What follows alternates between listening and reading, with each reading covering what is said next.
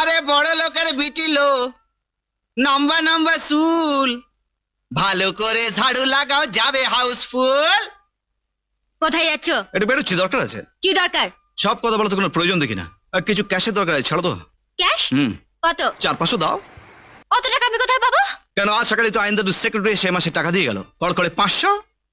আচ্ছা দেখো, আমাদের বিয়েতে 1 মাস হয়ে গেছে, এবার তুমি ডিভোর্স ফর্মে একটা সই করে দাও। 500 কেন, আমি তোমাকে 1 লাখ টাকা দেবো। ও 1 লাখ তো পরে হবে, ও 1 লাখ তো পরে হবে। আজ তো আমার 500 চাই, আর আজ যদি 500 না পাই তাহলে ওই টানা টাট না না না না ডিভোর্স ফর্মে সই হবেন না। 500 পেলে হবে?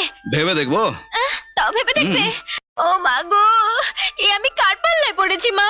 আমার পাল্লায় পড়েছো মা। এনো ধরো সর্বস্ব নিয়ে এবার আমায় উদ্ধার করো, যাও। That's like a sweet sweet sweet girl. ছি, ছি, ছি, ছি, ছি, কি নোংরা লোক তুমি। আমি নোংরা লোক?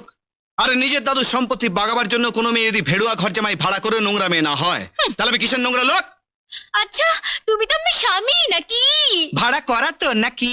আচ্ছা বাবা, ভাড়া করা, কিন্তু তুমি আমার স্বামী তো? আঙুল নামিয়ে এখন তো আঙুল তুলে কথা বলবো আমি। এখন থেকে তোমায় আমার শর্ত অনুযায়ী চলতে হবে। এই যেমন ধরো, আমার শর্ত হলো আমার স্ত্রী হাতে এই শাঁখা পরবে আর সিঁথিতে এই সিঁদুর মাখবে। আর একজন স্ত্রীর জীবনের সবচেয়ে বড় সম্পদ হলো তার স্বামীর হাতে পরানো শাঁখা আর সিঁথির সিঁদুর। এগুলো আমি তোমার জন্য কিনে নিয়েছি, পরে ফেলো। কেমন? আল্লাহ, উনি আমাকে অর্ডার করবেন আর তাই মেনে নিয়ে আমাকে গেও বুঝে আসতে হবে। তাহলে আমারও একটা কথা জেনে রাখো সুন্দরী, যতদিন এই শাঁখা তুমি হাতে পরবে আর এই সিঁদুর তোমার স্মৃতিতে মাখবে, ততদিন আমি এই বাড়ি ছেড়ে যাব না। কি? ওরে বাবা রে, এখন আমি কি করি রে? ওরে বসা নয় রে, বসা নয় রে, আরে কাম চালু রে, আরে কাম চালু রে। না তো এই টানা টাটা না না না না ডিভোর্স ফর্মে সই হবে না। টানা টাটা। কি